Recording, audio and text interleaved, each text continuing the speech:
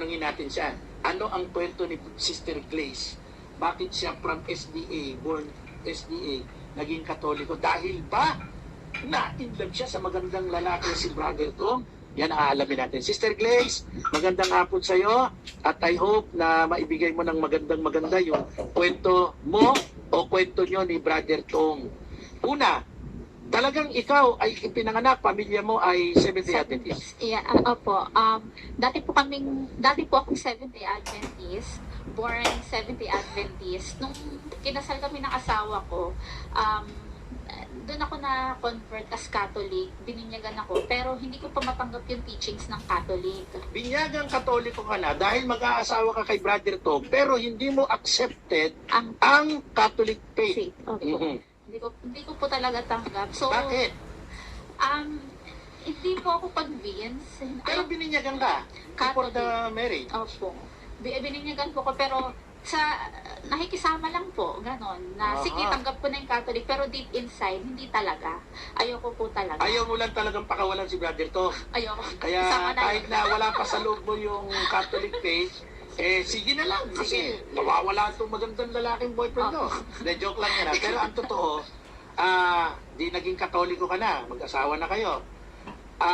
Doon na ba, unti-unti, nagiging Katoliko ka na, tinatanggap mo na yung Catholic faith?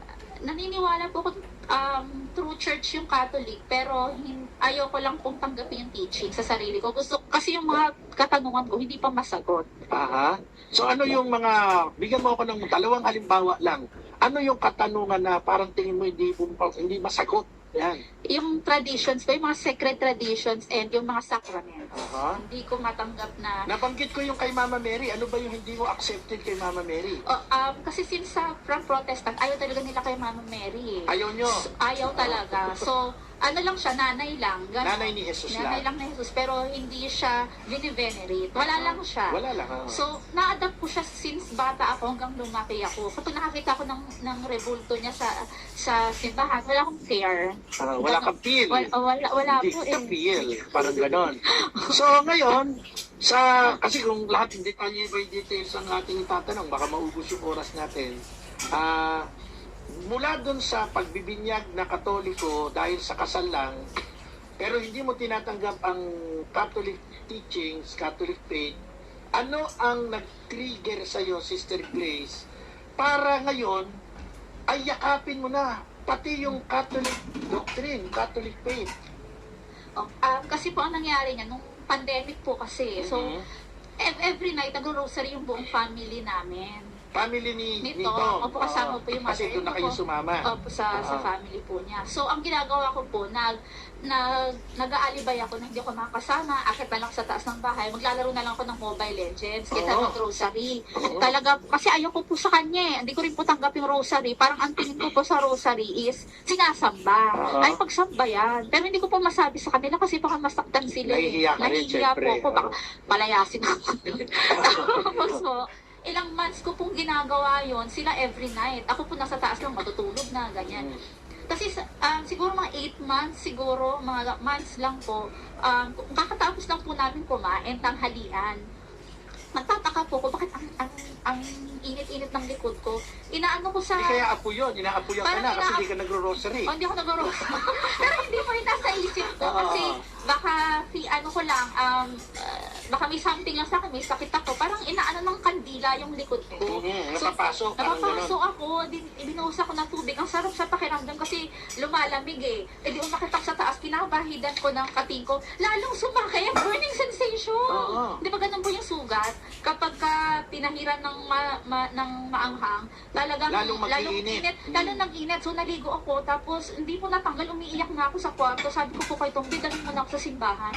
Hindi ka nagtanong na, hindi ka nag-request na dalhin ka sa ospital, sa kasi clinic. bakit po sinabi Simbahan, ko? bakit mo naisip yun? Kasi ang naririnig ko, anointing of the sick is nakakagaling po talaga. Pero hindi ka rin naniniwala pa doon that time. Hindi po pero pinipilit ko po eh. Parang, okay, sige, parang gusto mong i-adapt na lang dahil sabi nila nakakagaling eh. Pagaling, ganun po. Tapos, inano ko na lang po. Sabi ko, dalhin mo na ako sa simbahan, Saan simbahan yan, sa sister? St. Andrew Kim Daigdig. Oo, yan. Sa Bukawi. Bukawi.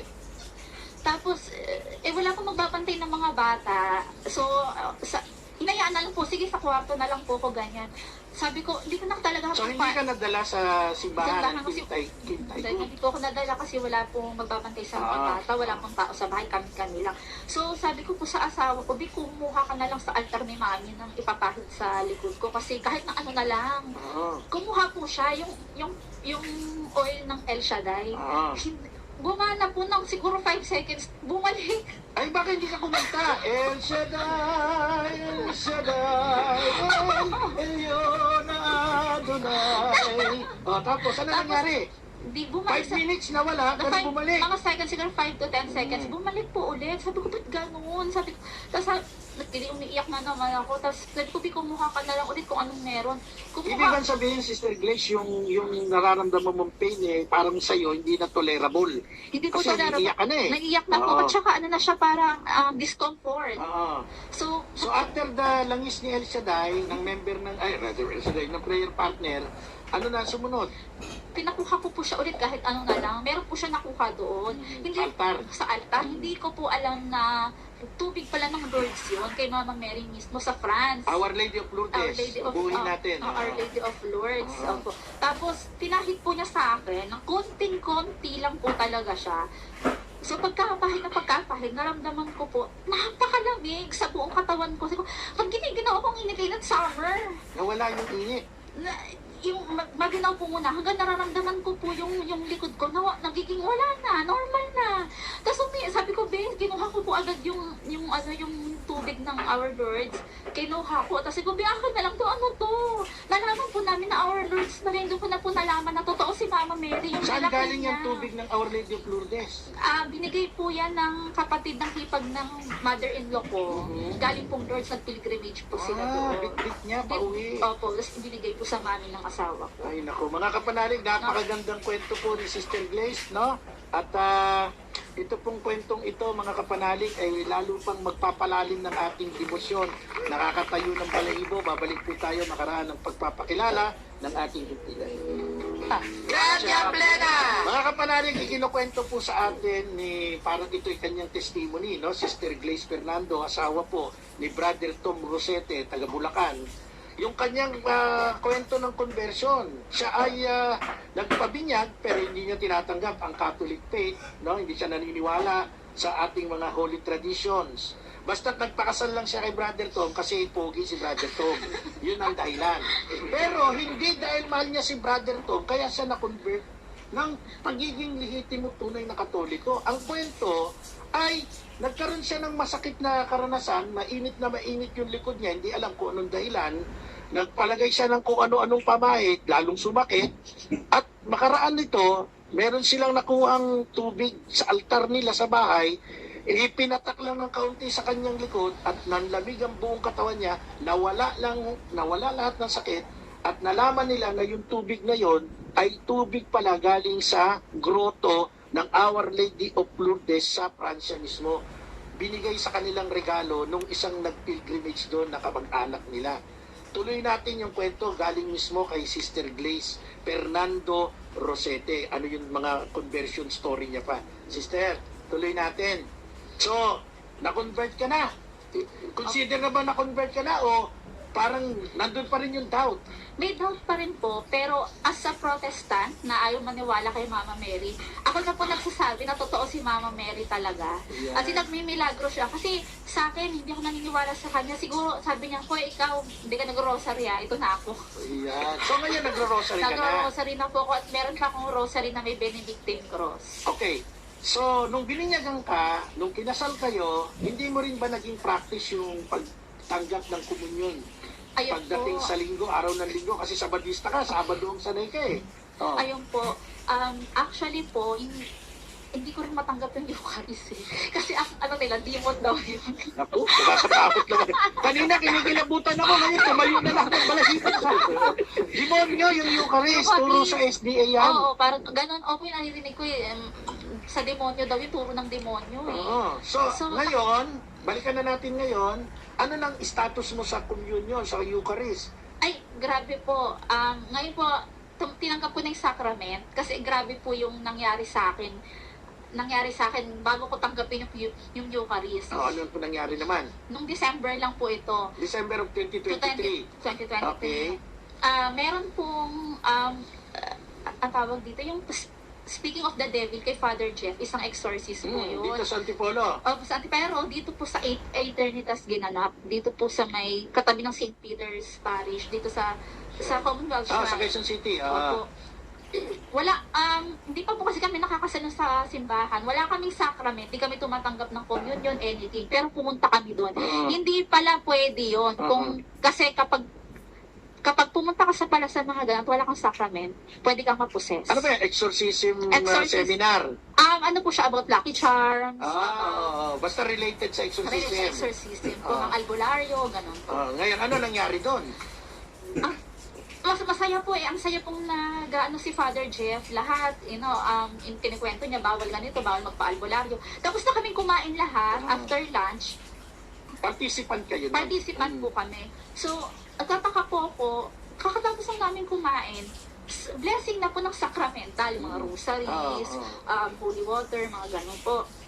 Habang nagsasacramental, nag-blessing ng sacramental, iba na po pakiramdam ko. Hihimatayin na po ako, as in, umiinit na yung buong katawan ko. Pero dumating ka doon, you are in good shape. Wala kang sakit, Wala kang po wala akong sakit. lahat. So, pagdating na ng blessing na ng mga sacramental, Sacramental lang po iba na nangyari sa'yo. Iba na po. Ano? As a Protestant po, ako na po nagsasabi, na ang init na po ng buong katawan ko, hihimatayin na ako, tapos yung puso ko, gumaganyan. Nagpapalpitate. Nagpapalpitate po ako naman, di naman po ako nagkakape. Tapos po, yung tibok ng puso ko, first time ko lang po yung maramdaman, kasi normal po, pag kinakabahan ako, ganyan lang eh.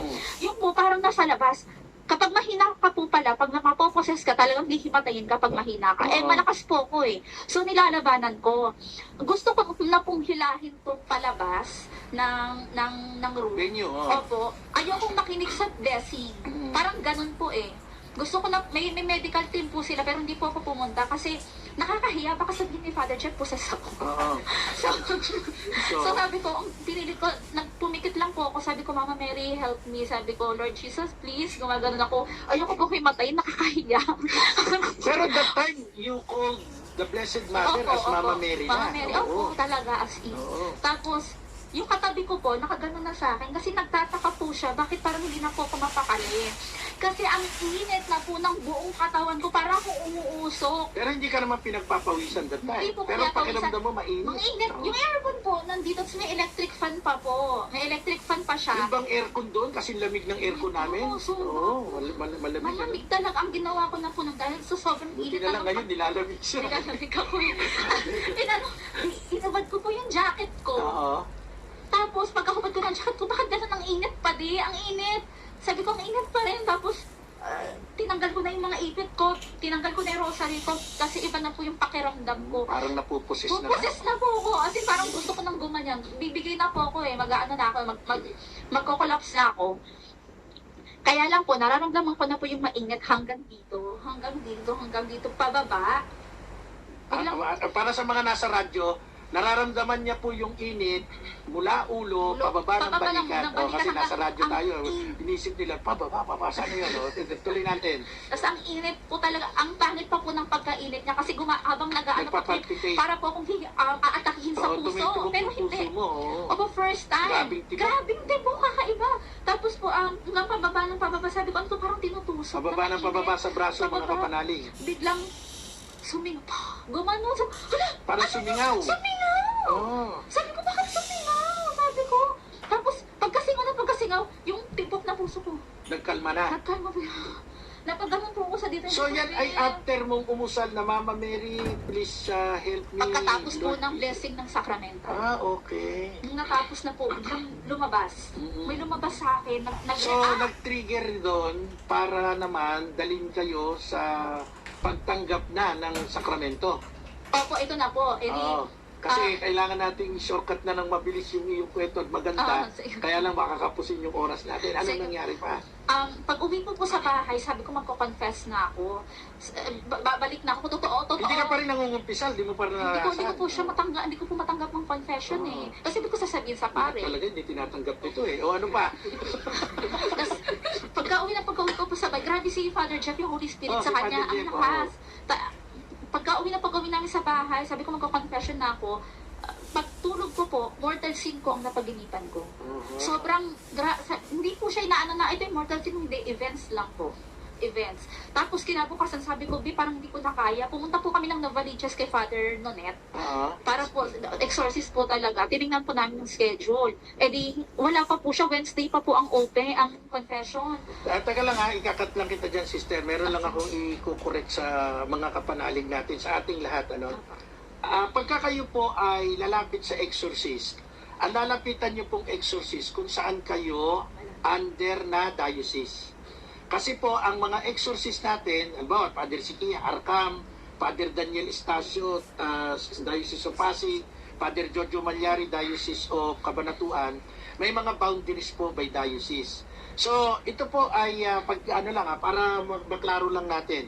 Kapag kayo po mayroong problema, katulad ng pinakwento ni Sister Glaze, kailangan nyo ng exorcist, kung saan kayong under na diocese, yun ang pupuntahan ninyo. Hindi ho pwedeng kayo'y taga-diocese of Imos, pupunta kayo sa diocese of Parañaque. Hindi ho pwede yon. Yan po ay merong mga boundaries. Kaya ito yung pagkaklaro lang. Pero anyway, maganda naman, dapat natagpuan nyo ba si Father sa Novaliches? Tuloy natin, Sister Glaze, para lang makorek natin. Sige. Opo, sakto po, pag tingin po namin sa schedule, Tuesday po yun, sabi ko Wednesday po, open na siya. Sabi ko, hindi maganda bukas makakapag-umpisal na ako. Bago po mag-umpisal, nanaginip po ako na may sinasapian. Sabi ko, grabe na po yung panaginip ko. As in, parang ako nag-astral projection. Ganon sa akin yung nangyari dun sa pagpunta sa spiritual, speaking of the devil. Tapos, pagdilat ko parang nag-anxiety ako. Tapos, sabi ko po sa asawa ko, hindi ko na kaya. Sabi ko, hindi ko na talaga kaya. So, parang, habang nag-aano po ako sabi ko, hindi ko na talaga kaya. Hirap na ako. Parang ako mababaliw, sabi ko.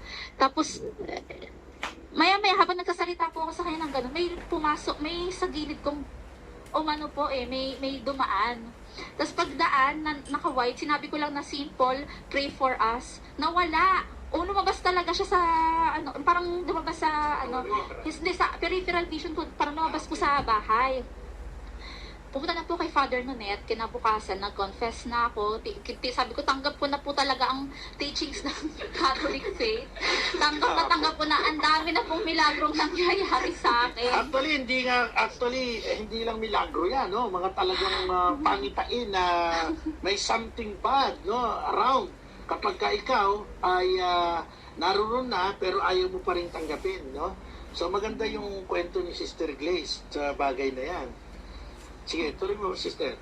Sinabi ko na po, tapos sinabi ko rin po na may third eye ako, nakakakita ko ng kung ano-ano, na close na po, wala na rin. Kasi talagang isasarado yan ng mga exorcist natin, okay?